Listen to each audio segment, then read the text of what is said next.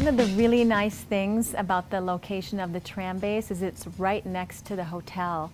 So people can stay here, play in the pool, and just walk out the door about 50 feet and get on the tram.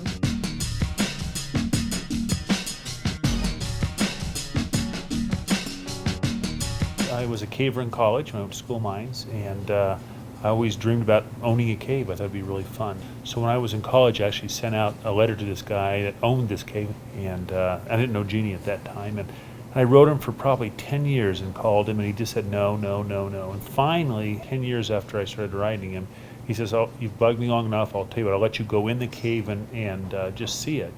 And that was one of mine and Jeannie's first dates. I was amazed. I had never seen anything like that in my whole life, not being a caver myself. And it was a great trip. We got into Kings Row, and we even went way past that, and it was beautiful. Both of us, when we got into the caves, were just, wow, this is amazing. This is really cool. This is really a special place. Wouldn't it be cool to have people, just normal people that don't go caving, come down and see this? And then when I started coming to Glenwood, it's like, there's a hot springs, there's Interstate 70, let's look at this beautiful view. This would be such a great attraction.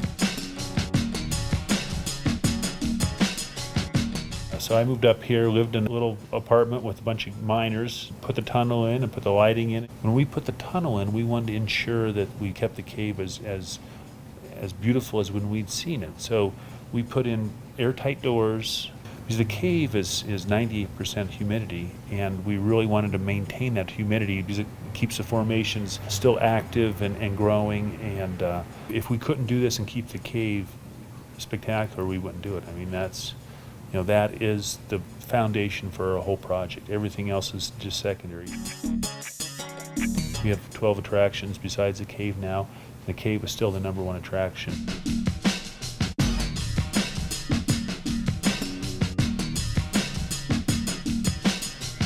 The way I really sold it to Jeannie when we first started was I said, Jeannie, just picture this. We're going to be you and I giving tours. We'll each have a van. We'll drive people up. We'll give a tour. These real small and low key, and then we'll take all the winter off and ski and play and have fun. And then our first day we had 500 people show up, and like, this is going to be busier than we thought. So we started getting more buses and more staff.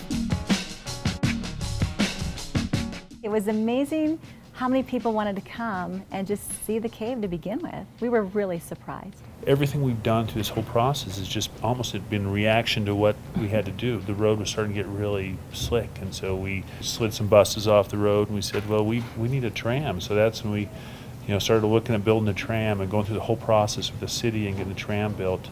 It's been a great development, but it wasn't, I can't say we planned it from the beginning. It's just kind of, this is what it's morphed into. This is how it's worked out, and but we're really happy where it's at now.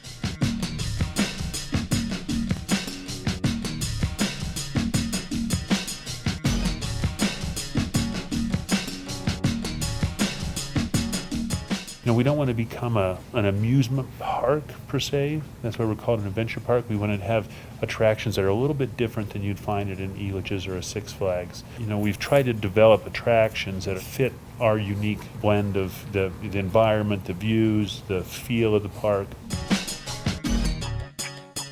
We have something for everyone.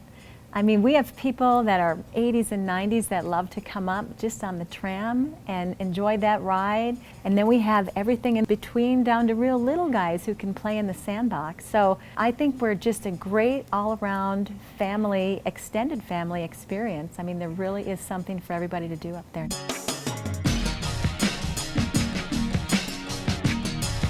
We have so much more to offer in Glenwood than anybody else does in the state. I mean, there's skiing and the caves and the hot springs and rafting and just tons of stuff here that an active family can come here and just really enjoy themselves. We never thought it would become as big as it is today. As long as we keep putting out a good product, a good customer service, and our motto is to make people smile. And if we keep doing that, then I think, the sky's the limit.